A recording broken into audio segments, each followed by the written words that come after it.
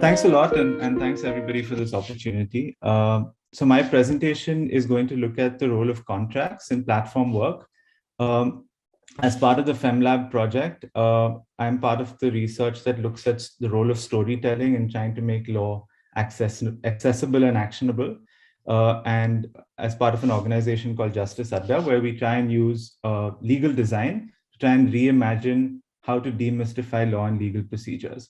So today's presentation is focused on one aspect of the interaction between workers, customers, and platforms, which is the role of terms and conditions in contracts. And what I want to try and do is, in the course of this presentation, firstly speak about what are the implications that contract automation have. And I will specifically ask the question of whether, in order to build a templatized understanding of contracts, are we placing productivity at the cost of equity? Secondly, I will introduce the idea of what does user-centered design mean in a legal setting, looking at ways in which we can think about making legal products and services useful and usable to the end user.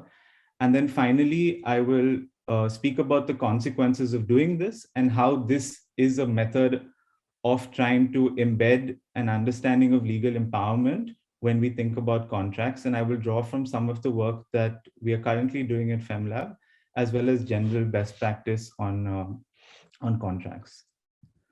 So one of the reasons that I was interested in focusing on contract automation is because with the surge of legal tech as being a sort of solution to all kinds of inefficiencies within the legal sector, there's also been an automation of processes and procedures related to the ways in which contracts take place. So this means that the question of how contracts are agreed upon, what are the terms and conditions within the contract, how workers may be hired or fired, are largely processes which previously had involved a degree of conversation and a degree of interaction being now automated.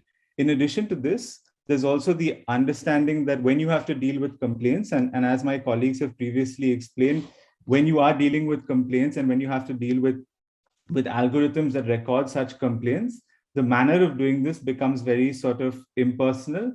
So what are the implications of also automating the whole complaints process? The third aspect that comes up in the surge of automation is this idea of incentives, performance breaks. How do we actually continue to have a conversation with people who are employed by platform companies? And what becomes typically a practice across the industry is when contract terms change, workers are notified. But as the nature of the contract is with its legal jargon and with its complexity, the way in which to actually have a dialogue on what these changes are is non-existent. In addition to this, there is an emphasis on managerial outcomes. So the way in which a contract is designed, it places less emphasis on questions of rights, but rather on finding ways in which to reduce costs. So as my colleagues have already said, there are existences where partners need to handle the costs of actually equipment, of scooters, for instance. There's also the whole question of the incentives that they have are built in to a set of ratings and competition between delivery partners. So what does this imply? This implies that you have a contract with incentives that are built, which are opaque in nature. So the ways in which to actually question the opacity of these outcomes is very complicated. And as the discussion between Pallavi and Professor Viral makes clear, there is a right to data that is non-existent when it comes to workers. So how are they supposed to engage with information that determines their life worlds and material impacts without actually having a way to question this? And the contracts do not account for this. The next aspect that I wanted to imply was, again, comes with the interrelation between customers, between workers, and between the platform themselves, is the idea of a full-time surveillance. So here you have a contract which is typically between the platform and the worker, but the surveillance is not just between the platform and the worker. It also takes the role of where the customer has a role to play through the reviews that they give. So you have a customer who's not just a customer, when it comes to platform work, but also takes on the role of a manager in several circumstances. So this raises the question of when we are thinking of contracts, it's not just a question of comprehension and the complexity of the language that goes in, but also a question of who is being excluded, why are they being excluded, and what kind of dependencies are being created. So the dependencies in our understanding so far is one, of course, language, and it's an information asymmetry in terms of the complexity of language and the rights that are meant to protect people. But it's also a question of well-being, of power, that becomes apparent when the contracts do not take into account the fact that there are certain reactions that these contracts create. For instance, the question of surveillance, the questions of incentives being linked to competition and resulting in workers having to prioritize meeting these new performance demands rather than their own well-being.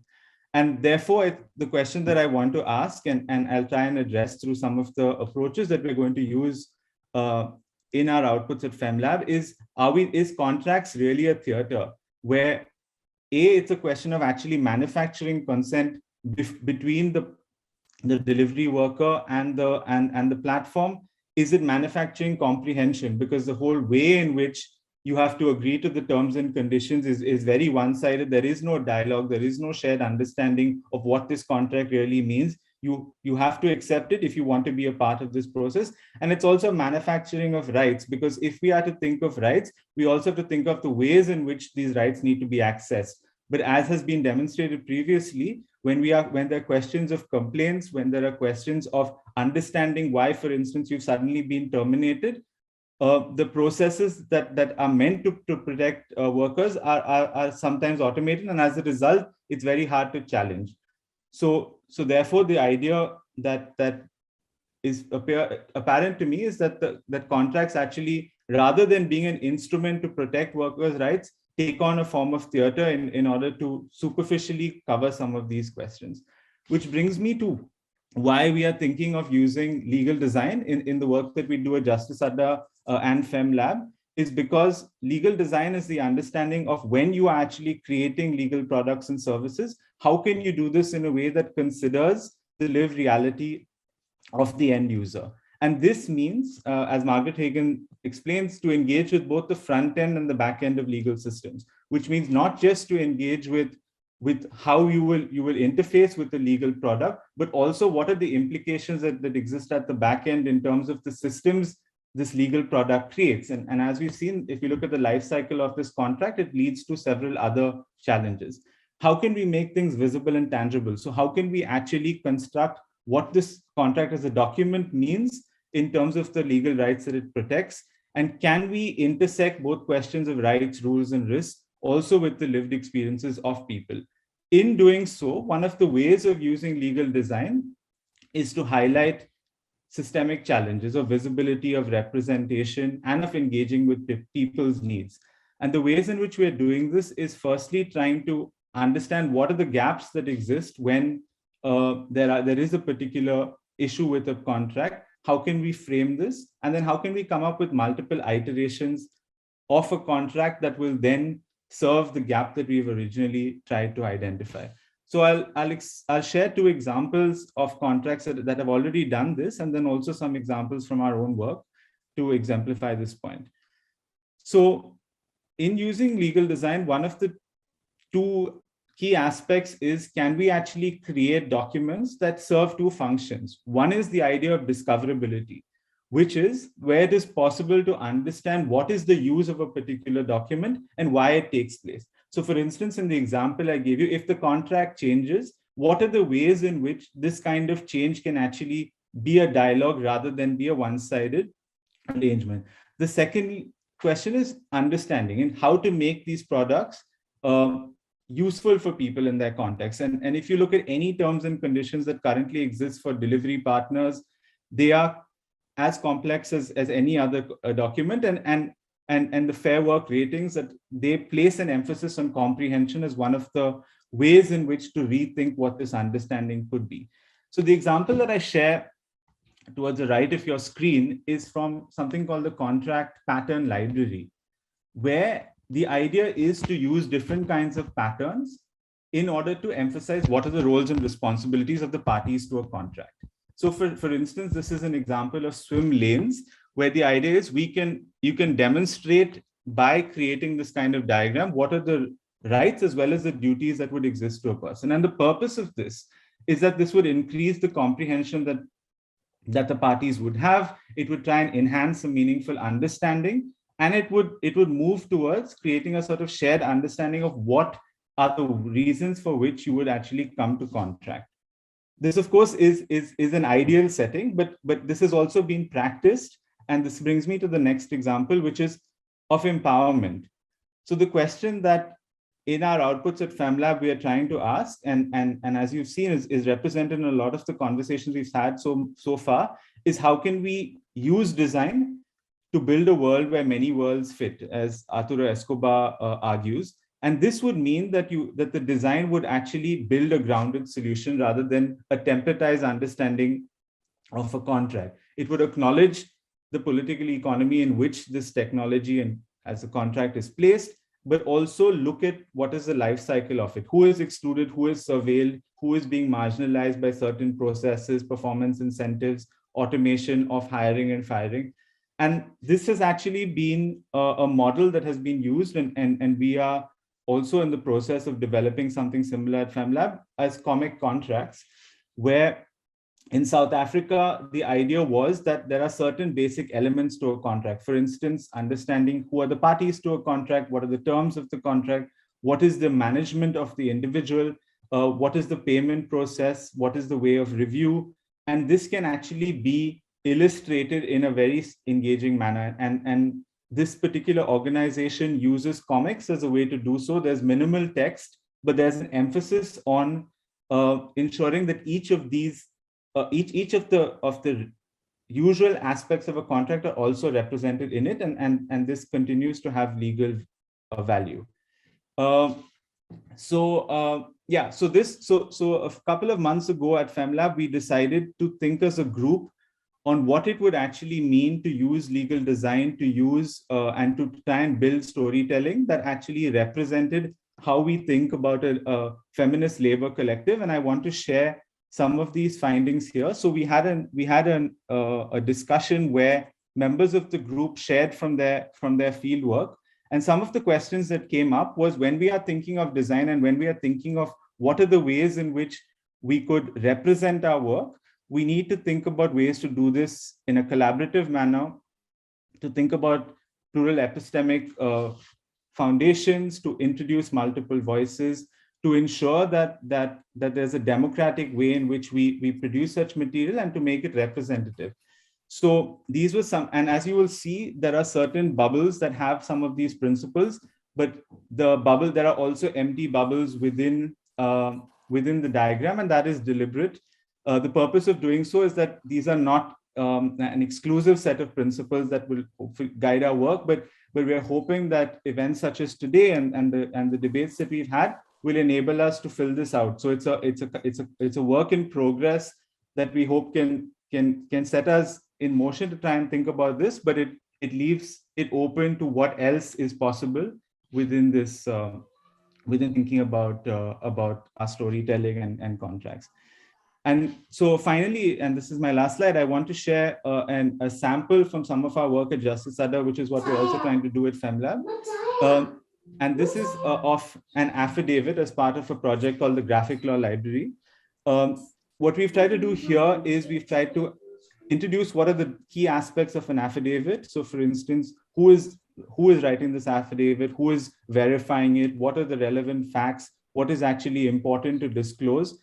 And some of the principles that go into actually creating this was a focus on the interface. So as I mentioned before, the front end, how would you actually interact with this document? We've tried to do it in a way that we show what an official looking document would look like, as well as what are the ways in which to demystify it. There is an emphasis on plain language, which is to try and move away from legal jargon to actually saying what are the key aspects of that language, a focus on proactively identifying concerns. And this is through the field work from the project. And finally, as a process, start by mapping what the understanding of the concerns are, trying to represent that in some way in design, but make sure that the output, and as you've seen in the previous sample, the output is not an output for perpetuity, but rather one that can be reviewed and iterated depending on the feedback we receive. Yeah, and with that, I'm done. Thank you very much for listening. Thank you, Siddharth. I now invite Professor Manisha for her response. Thank you. Siddharth, congratulations on bringing this really important aspect of contract into the discussion, because we rarely ever discuss it when we discuss the issues of work and workers in social sciences, and then bringing the whole dimension of design into it. So I think that's really something that we need to look at. I also read your blog, and listening to you right now, I completely agree with you that contracts are, unilateral, full of jargon. I doubt how many of us have understood every contract that, we have signed. At least I don't claim to be doing that. So it's a very important work that we need to do. And the two things that you mentioned, I think really resonate with me. One was, bringing the person back into the relationship, So the automation takes that person, wipes out the person completely. So constantly thinking that you are dealing with a real human being here with lived realities, I think is something very important. And also, how do you create channels, so that people can talk back to the system? And in that, I think would like to bring back what Amulya had mentioned in her presentation about the customer conscientization, because you rightly pointed out that how customers are almost partly playing a role of managers in this whole system. So I think these are some of the really important points that we should take further in our work. I'm also really fascinated by this whole visual creative contract idea. I'm just going to complicate, one aspect of your presentation, and that is like increased worker participation in creating contracts. And that's where I have a couple of questions. So with my FPM advisee, Achil, a couple of years back, we had studied participation from the conflict point of view, because we had realized that we always look at participation in a very celebratory way, as if it's a kind of a magic bullet towards empowerment. And we forget to address issues of conflict within participation. So again, for example, being at the margins does not necessarily mean that you will be fair and ethical, right? So even if you are at the margins, when you participate, you need that kind of sensitization and training to really participate in a way that you represent the collective good. So that's an important point. We also realize that, class, caste, gender, power, education, all of this also play a very important role in like who gets to participate in reality and whose benefits will be privileged, right? So when we talk about worker participation, I think some of these things we really need to address. Sometimes it's a question of, for example, who will get to speak on behalf of the workers? Would women really even get a chance, to voice, or even other genders, So again, whose voices will be marginalized? What we say that who will be at the margins of the marginalized, right? So I think when we talk about dialogue and participation, these are some of the questions I would really like the FemLab team to address. So do you want to comment on any of this? Or maybe thoughts? I can try. I can with some preliminary responses. But firstly, thank you so much, Professor, for your feedback, and this is really helpful and also encouraging that you see there's value in this approach. I think one of the things that we're trying to do is in producing these outputs is really is really deal with, I think, as you said, is what is the question of conflict within participation and how to deal with marginalization at the margins. I think that's really where I think will be the main challenge of some of these outputs. And I think one of the ways of doing that is to create ideas of contracts in different stages. So one of the things that we have been debating within the project is what is the starting point. At one level is the starting point to actually engage with the existing terms and conditions and to take them as a process of translation, because there's also buy-in from the companies that these are their terms and conditions, and we can and we'll find ways in which to translate this more in a more accessible way, and then go back to workers within the company and see whether this is in any way more reflective of what their interests are, as well as find ways to increase questions, as I mentioned, of comprehension, but also of representation within the document. So that's one way of doing it. But the other, and we're trying both approaches to see which actually will work better, is where we actually do not start with a template at all, but rather start with documenting what are the concerns regarding this contractual agreement as a starting point, looking at ways to map these concerns, and then trying to see how that can actually take on a kind of legal structure. But in this design, and actually in both designs, and as you said, you may be able to build it as a participatory process, but there may be people who are inevitably left out. And I think for us, the idea is to create these processes, but have them in multiple stages. So we will create a first model, and then we will go and with the others. The idea is to go out into the field and actually test them and see whether they have any connection, and then to iterate. So it will be an iterative process until these outputs are finalized. And hopefully through this process of iteration, some of the blind spots in our own design will be addressed.